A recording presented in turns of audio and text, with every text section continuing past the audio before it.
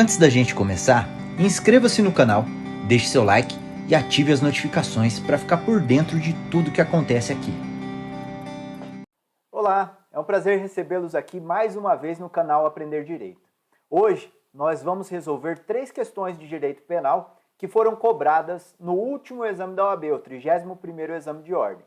A resolução de questões é uma das formas mais eficazes para aprender a resolver questões objetivas, como no caso da prova da primeira fase da Ordem dos Advogados do Brasil. Vamos lá, bem rapidinho aqui, e com certeza isso vai ajudar vocês a entenderem a forma de cobrança dessas questões pela OAB e se habituarem aos questionamentos que o seu examinador vai ter com você. Vamos lá. A nossa primeira questão é a questão 58, que está no primeiro modelo de caderno de provas ali da OAB. Muda só o número da questão, independentemente do modelo, tá? E isso vai ser cobrado, isso vai se repetir nesse exame que vocês irão realizar. Questão 58. Caio, funcionário público, Antônio, empresário, Ricardo, comerciante e Vitor, adolescente. 4 pessoas. Vamos lá. Importante que vocês comecem a destacar esses elementos que o enunciado já lhe dá, para que a gente possa entender posteriormente. Então, 4 pessoas praticando determinada conduta, a gente já pode relacionar a algum tipo penal, a algum crime. Vamos lá. De forma recorrente, então aqui é a habitualidade, se reúnem de maneira estruturalmente ordenada. Veja aqui, mais um elemento importante. Então, 4 pessoas se reúnem de forma habitual, de maneira estruturalmente ordenada e com clara divisão de tarefas. Mais um elemento importante. Inclusive, Antônio figurando como líder. Então, tem um líder, 4 pessoas que se reúnem de forma habitual e estruturada, tendo um deles como líder, com o objetivo de organizarem a prática de diversos delitos de falsidade ideológica de documento particular. E aqui a OAB já lhe dá o dispositivo penal e também lhe dá a quantidade de pena aplicada para aquele dispositivo, a pena cominada, prevista. Então, artigo 299 do Código Penal, pena de 1 a 3 anos de reclusão e multa. Apesar de o objetivo ser a falsificação de documentos particulares, Caio utilizava-se da sua função pública para obter as informações a serem inseridas de forma falsa na documentação. Caio, então, usava da sua função pública para praticar esses delitos. Vamos lá. Descobertos os fatos, Caio, Ricardo e Antônio foram denunciados. Por que o Vitor não foi denunciado? Porque ele é adolescente. Devidamente processados e condenados como incursos nas sanções do artigo 2º da Lei 12.850 de 2013, que é a Lei das Organizações Criminosas. Sendo reconhecidas as causas de aumento em razão do envolvimento de funcionário público, é uma causa de aumento prevista na Lei de Organizações Criminosas, e em razão do envolvimento de adolescente, também uma causa de aumento prevista na Lei de Organizações Criminosas.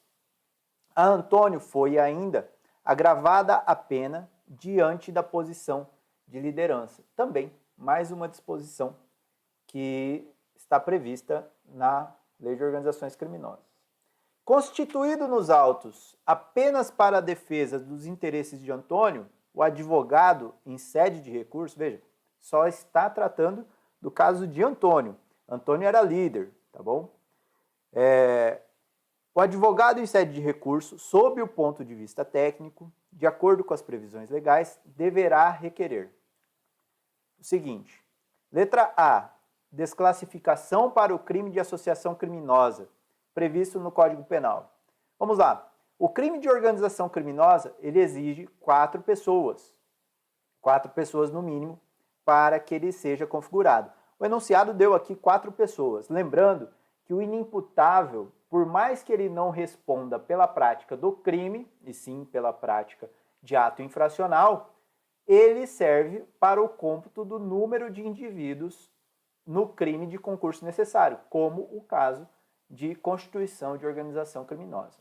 Nós vimos ainda aqui outros elementos de constituição da organização criminosa, como, por exemplo, a atividade de forma permanente, a reunião permanente, de forma recorrente, recorrente, em uma estrutura organizada com divisão de tarefas e tendo um deles a posição de liderança nessa estrutura criminosa.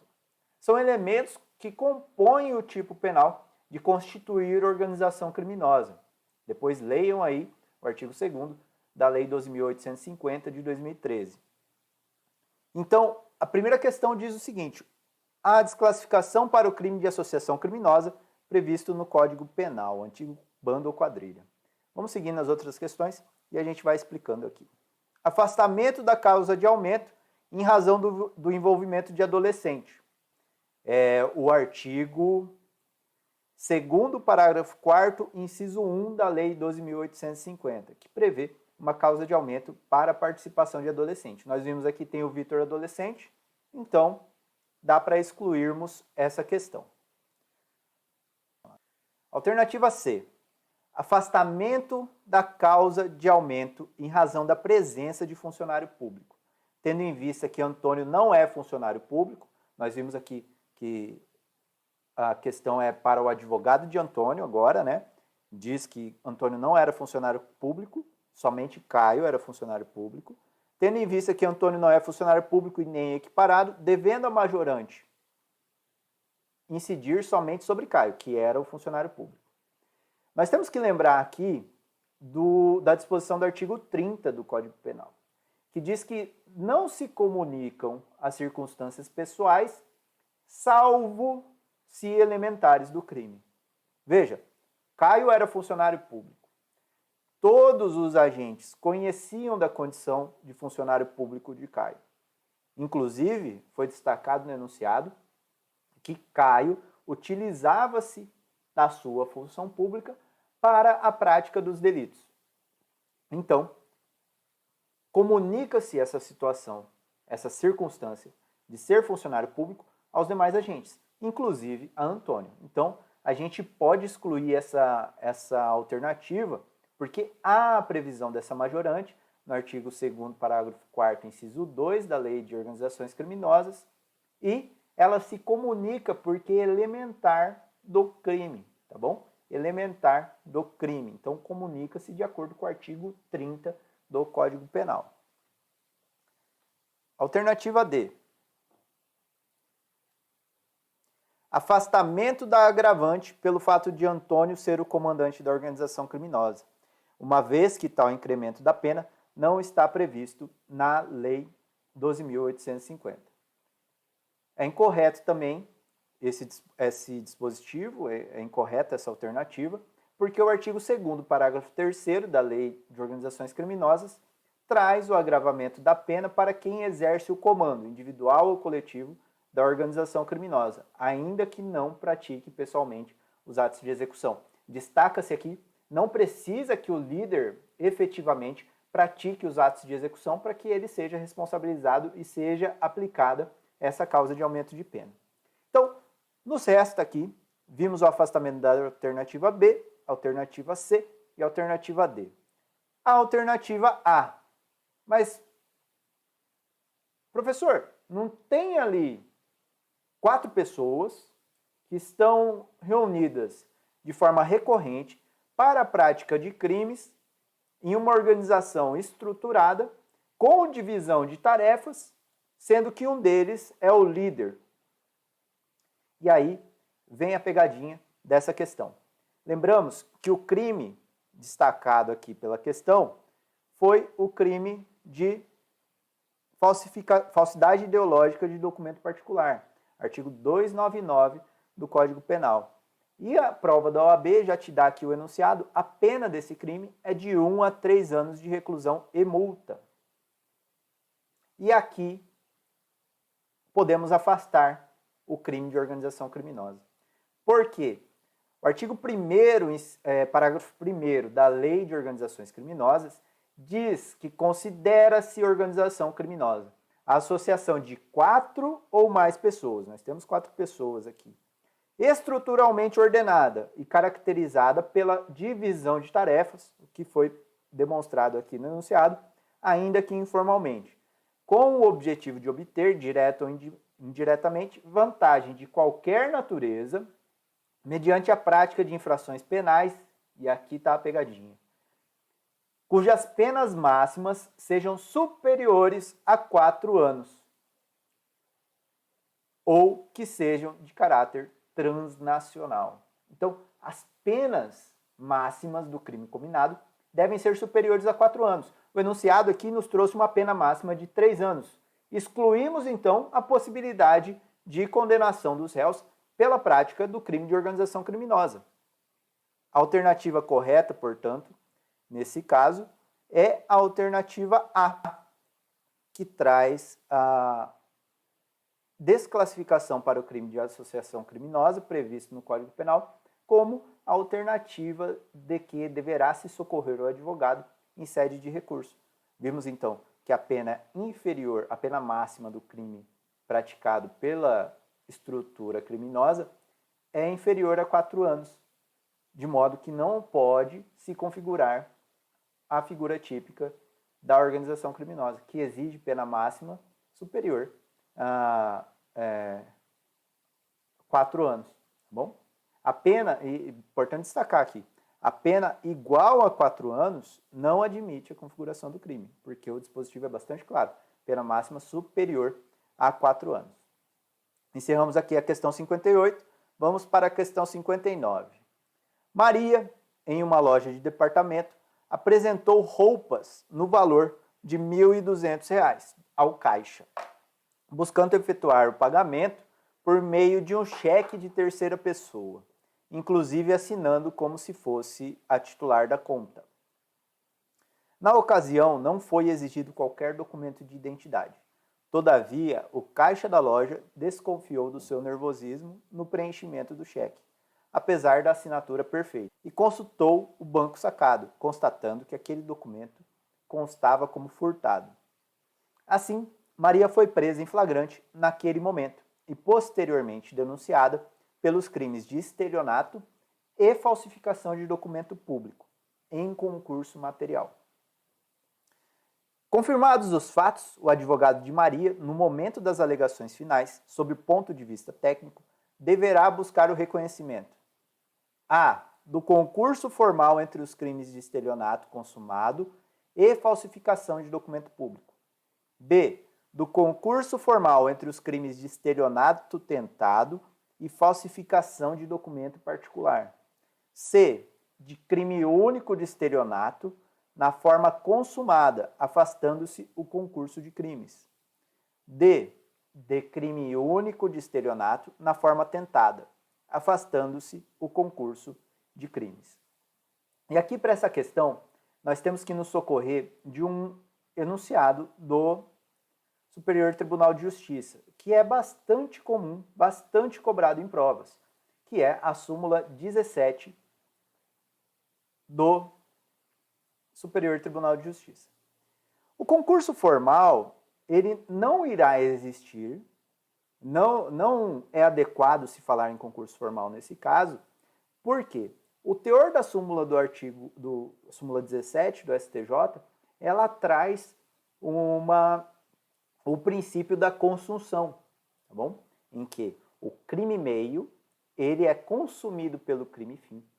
O crime meio trata-se de uma etapa para se consumar o crime fim. É o princípio da consunção, tá?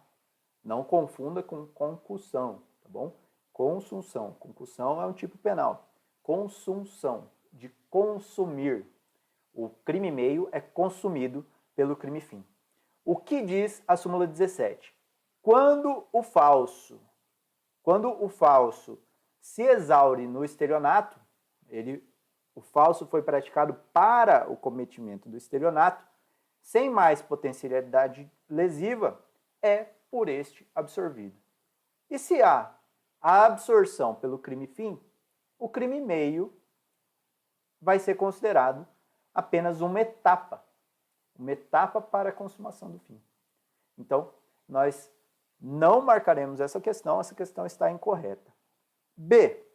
Do concurso formal entre os crimes de estelionato tentado e falsificação de documento particular. Pela súmula 17, nós já podemos afastá-lo. De crime único de estelionato, na forma consumada, afastando-se o concurso de crimes?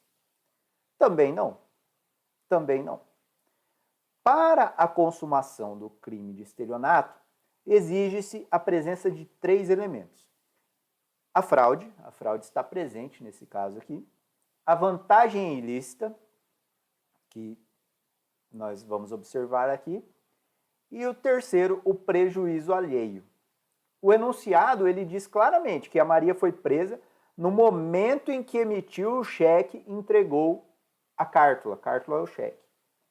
O objetivo de Maria era, sim, obter a vantagem indevida mediante fraude em prejuízo alheio. Porém, não consumou o crime, não obteve a vantagem indevida em prejuízo alheio por circunstâncias alheias à sua vontade. No caso ali foi o reconhecimento pelo caixa da loja de que havia uma fraude e a prisão de Maria. Então foi interrompido o iter criminis por circunstâncias alheias à sua vontade, o que configura a tentativa na forma do artigo 14, inciso 2 do Código Penal. Por fim, então, nos resta a alternativa D, crime único de estelionato na forma tentada, afastando-se o concurso de crimes. Essa é a questão correta, de acordo com a súmula 17 do Superior Tribunal de Justiça, que traz o princípio da consunção. Se a assinatura do cheque é falsificada e o cheque é entregue como forma de pagamento, não há como se falar em concurso de crimes, porque a falsificação foi utilizada como um meio para se obter a consumação do crime de estelionato. Tá bom? Então, não se configura o crime consumado, porque não houve vantagem ilícita em prejuízo alheio, foi interrompido o iter criminis para a consumação por circunstâncias alheias à vontade da autora. A última questão que nós vamos abordar aqui, questão 60. Durante uma reunião de condomínio, Paulo, com o ânimo de ofender a honra objetiva do condômino Arthur, funcionário público, mesmo sabendo que o ofendido foi absolvido daquela imputação por decisão transitada em julgado, marquem isso aqui, afirmou que Arthur não tem condições morais para conviver naquele prédio, porquanto se apropriara de dinheiro do condomínio quando exercia a função de síndico. Vejam, ele imputou a Arthur a prática de um fato definido como crime. Vamos lá. Inconformado, voltando aqui, esse fato é um fato específico. Ele disse, Arthur se apropriou de dinheiro do condomínio quando exercia a função de síndico. Tá? Não disse que ele é ladrão, não disse que ele é corrupto. Aqui ele especificou uma conduta criminosa praticada por Arthur. Então, imputou a ele fato específico definido como crime. Inconformado com a ofensa à sua honra, Arthur ofereceu queixa-crime em face de Paulo, imputando-lhe a prática do crime de calúnia. Preocupado com as consequências de seu ato, após ser regularmente citado, Paulo procura você, como advogado, para assistência técnica. Considerando as informações expostas, você deverá esclarecer que a conduta de Paulo configura crime de difamação, não de calúnia, cabendo exceção da verdade por parte de Paulo, injúria, não de calúnia, de modo que não cabe exceção da verdade por parte de Paulo, calúnia, efetivamente imputado, não cabendo exceção da verdade por parte de Paulo, e calúnia, efetivamente imputado, sendo possível o oferecimento da exceção da verdade. Vamos lá. Em primeiro lugar, a difamação ela não estará configurada nesse caso. O crime ele é de calúnia, artigo 138 do Código Penal, e não a difamação. Importante lembrar que o crime de calúnia, ele representa a imputação de um fato definido como crime. Foi bem especificado aqui no enunciado que o fato imputado ao Arthur, né, pelo Paulo, foi um fato definido como crime. Disse que Arthur teria se apropriado de valores do condomínio enquanto exercia a função de síndico. Então, não será configurada a difamação. Importante lembrar ainda que, caso seja imputada a prática de contravenção penal, caracterizaria difamação, porque o artigo 138 do Código Penal diz que a calúnia se configura quando é imputada falsamente a prática de uma conduta criminosa. Lembrando que contravenção penal não é crime, é uma infração penal, é uma espécie de infração penal, mas não é crime, é contravenção penal. Tá? Pois bem, se o fato imputado a Arthur é a apropriação de valores, é induvidoso que seja a calúnia. Então, vamos afastar essa alternativa A. Alternativa B, injúria, não de calúnia, de modo que não cabe exceção da verdade por parte de Paulo. Mais uma vez, injúria não é o crime a ser enfrentado aqui nessa questão. Ficou bem claro no enunciado que o Paulo imputou ao Arthur um fato definido como crime. Então, excluímos a alternativa B. Letra C, calúnia, efetivamente imputado, não cabendo exceção da verdade por parte de Paulo. Será que cabe exceção da verdade aqui? Vamos para D. Calúnia efetivamente imputado, sendo possível o oferecimento da exceção da verdade. A explicação aqui da alternativa correta abarca essas duas questões. É calúnia, nós já definimos, mas e aí? Cabe ou não exceção da verdade? Em regra, cabe sim exceção da verdade para o crime de calúnia, aquele que é acusado da prática do crime de calúnia. Porém, há situações excepcionais em que não se admite a exceção da verdade. Uma dessas exceções está claramente disposta no enunciado da questão. Nós vamos trazer aqui, então, não cabe exceção da verdade por parte de Paulo. Por quê? Vamos lá. Alternativa correta, alternativa C. O caso traz hipótese da prática do crime de calúnia. A regra é que se admita exceção da verdade nos casos de calúnia. Porém, o artigo 138, parágrafo 3º do Código, inciso 3 do Código Penal, diz que não cabe exceção da verdade quando